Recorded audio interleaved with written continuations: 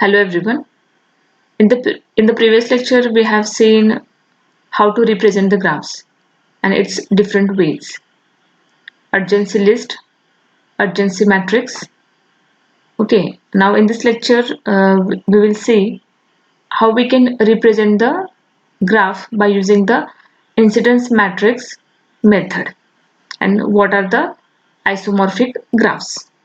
Okay, let's see these ways one by one. Now, what are the incident matrices? Incident matrices is another common way to represent the graphs.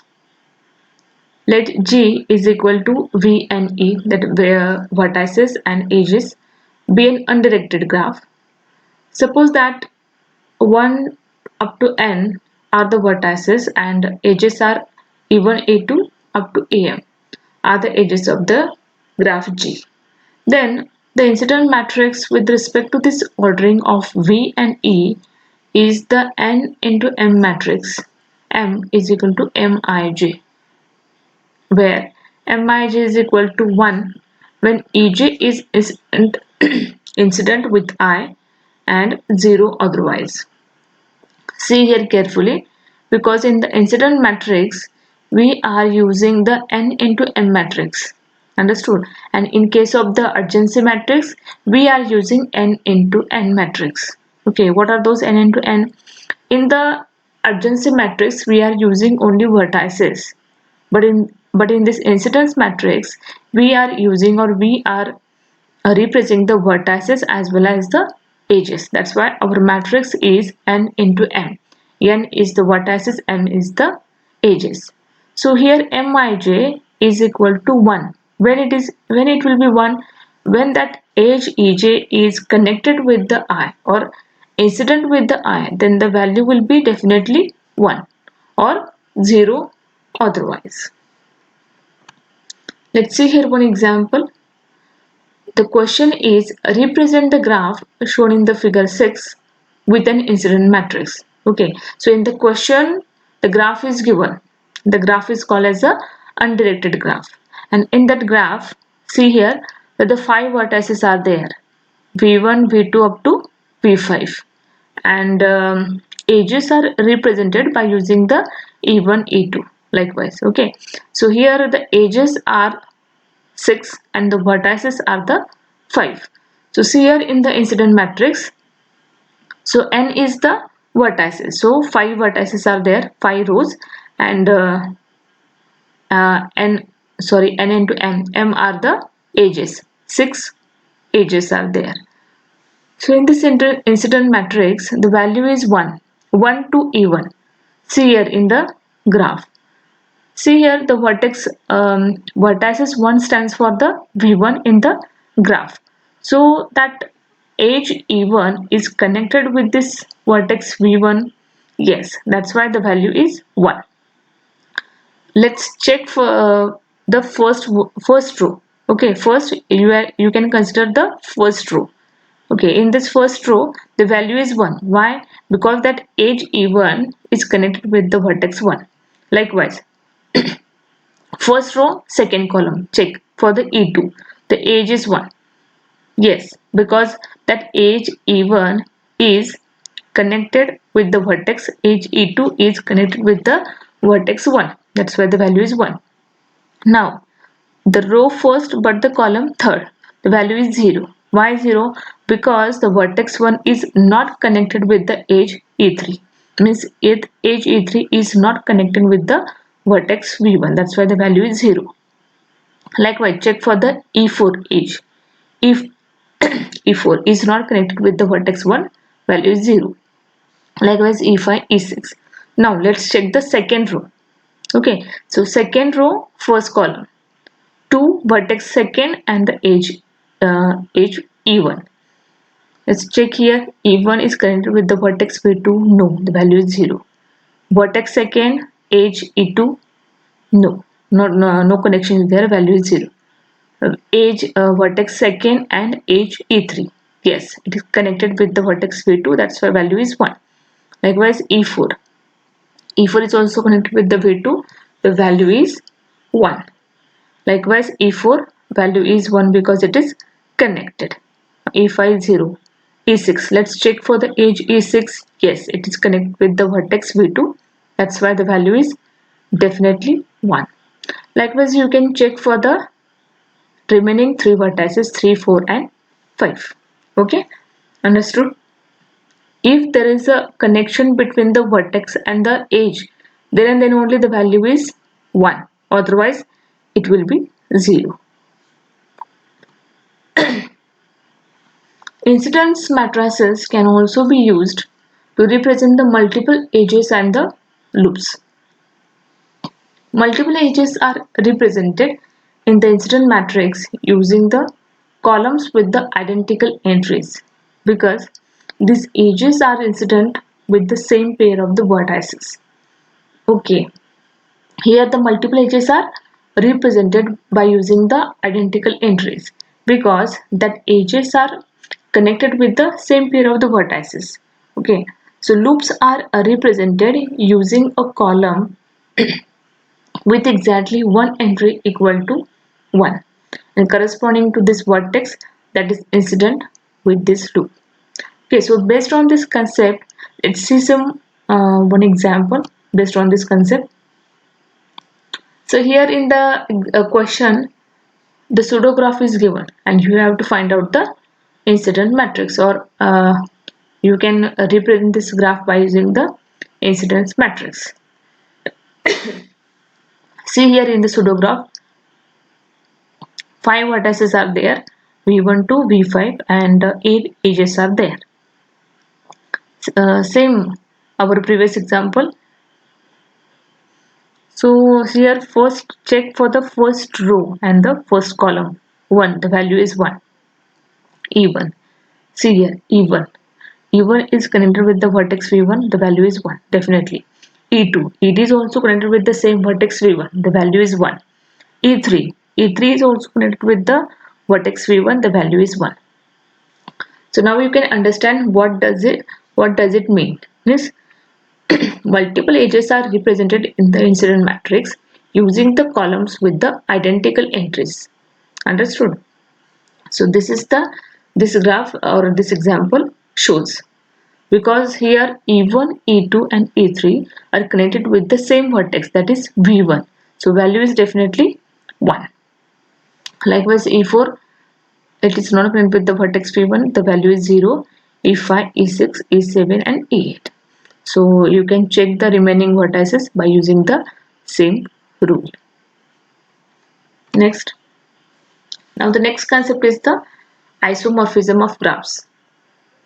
The simple graphs G1 is equal to V1 and E1 and G2 is equal to V2 and E2 are the isomorphic when if there is a one-to-one and onto function f.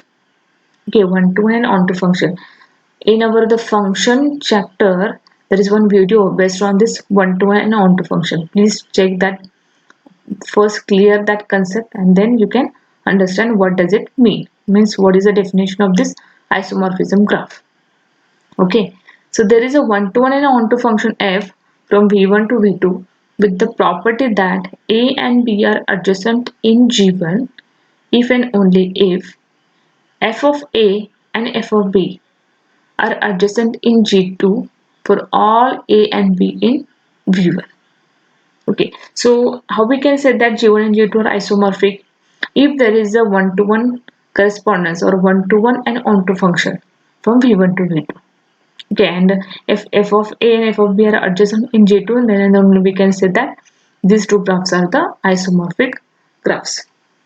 So such a function f is called as an isomorphism. In other words, when two simple graphs are isomorphic, there is a one-to-one correspondence between the vertices of the two graphs that preserves the adjacency relationship. So two graphs G1 and G2 are said to be isomorphic. When means to be a isomorphic, the graph should be satisfy these conditions. What are those conditions? The number of the components means vertices and the edges must be same. And second is their edge connectivity is retained. Understood? So these two conditions must be satisfied. then G1 and G2 are the isomorphic. Let's see here one example. Show that the graphs G, VE and H is equal to W and F displayed in the figure 8 are the isomorphic. So how we can say that, how we can show that the G and H are the isomorphic? Let's see here. The function f with f of u1 is equal to 1, f of u2 is equal to 4, f of u3 is equal to 3 and f of u4 is equal to 2 is a one-to-one correspondence between v and w.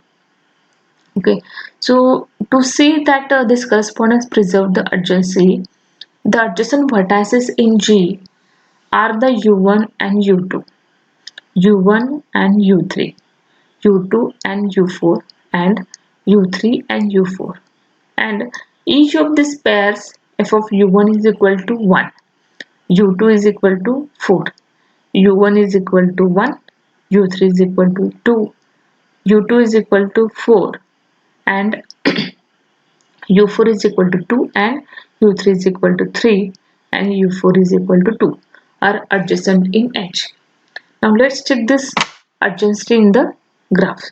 So what is the adjacency between these vertices? Let's see here in the graph. So see here, there is the first vertex in the graph G is equal to the u1. So this is u1 in the graph G, the first vertex. Similarly, in the vertex in the graph H, the same vertex is the v1. That's why the f of u1 is equal to 1. Understood?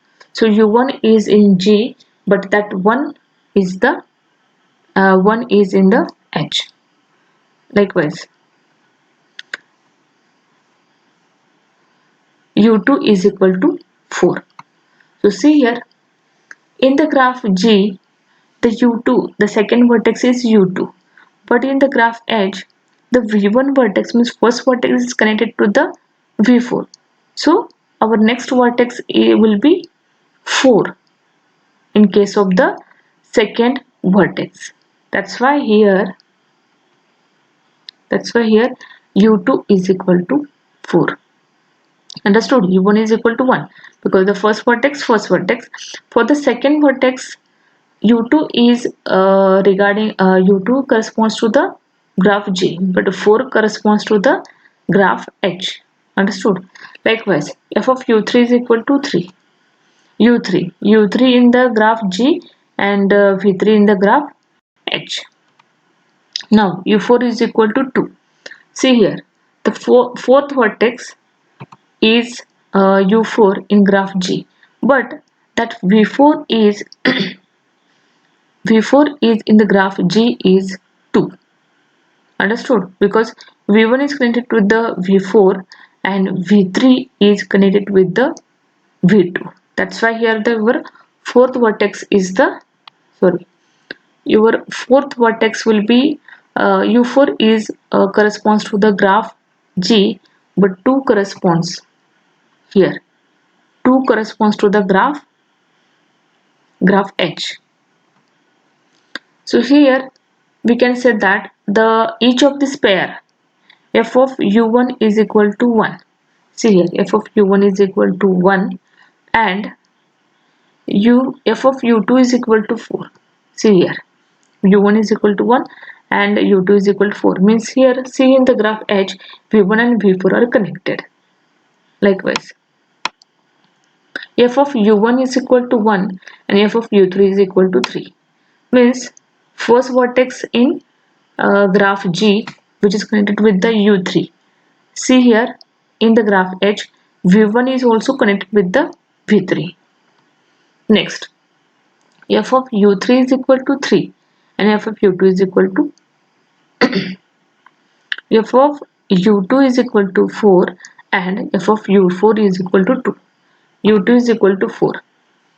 See here, u2 is equal to 4. u2 is connected with the u4 and here u2 is equal to 4 and u4 is equal to 2.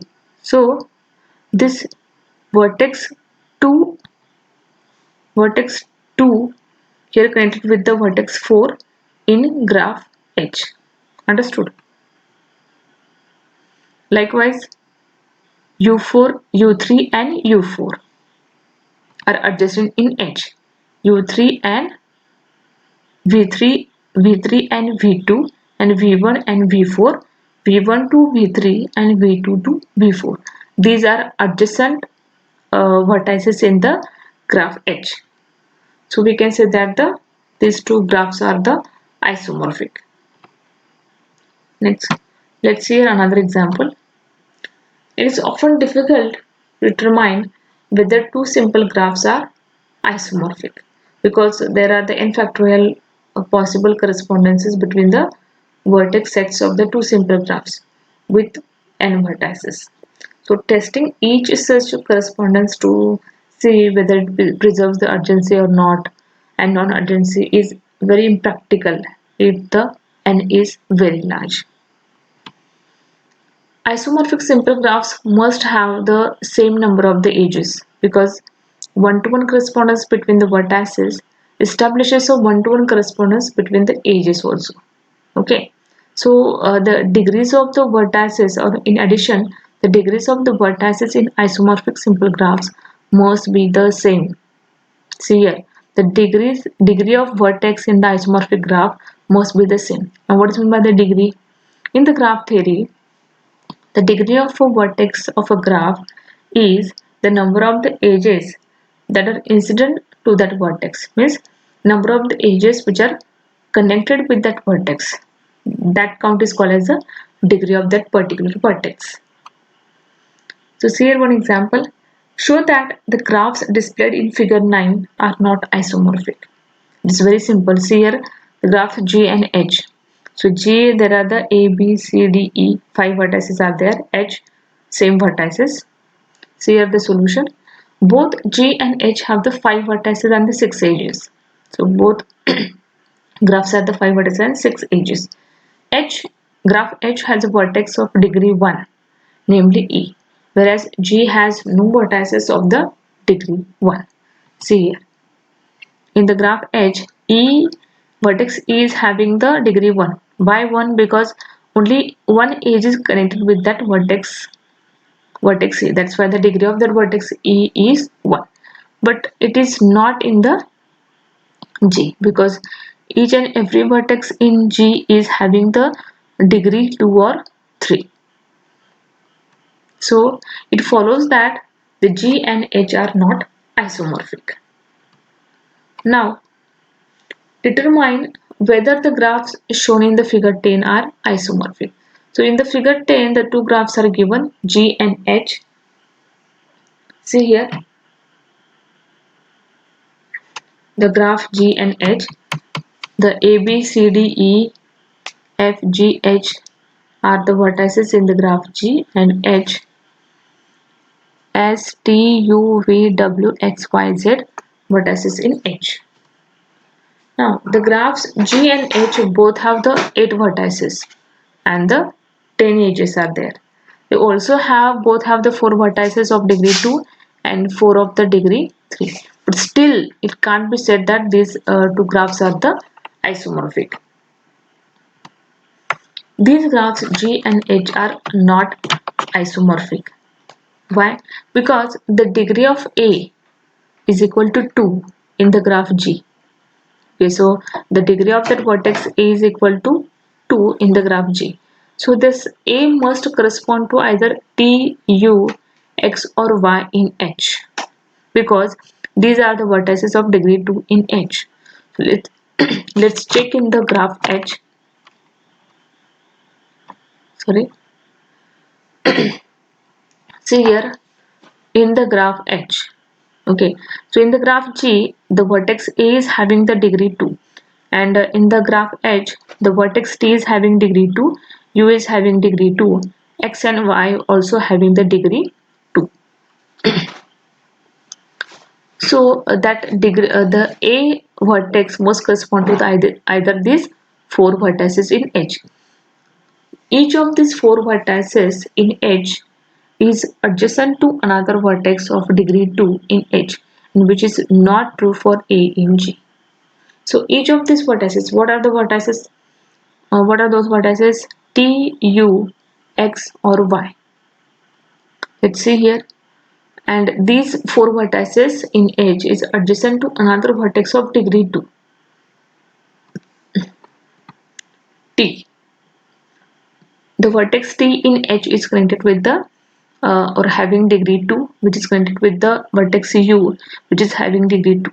Likewise, the vertex X is having degree 2 connected with the vertex Y, which is having degree 2. But in the graph G and in case of the vertex A is connected with the vertex B and D. And both these vertices are having the degree 3. See here, A is connected with the vertex B, but B is having the vertex D, the 3. A is connected with the D and D is having the vertex degree 3. So each of these four vertices in H is adjacent to another vertex of degree 2 in H, and which is not true for vertex A in G.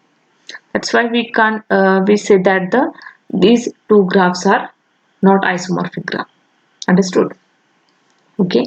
Now we will stop here. We will continue our next points in our next lecture. Okay. Thank you.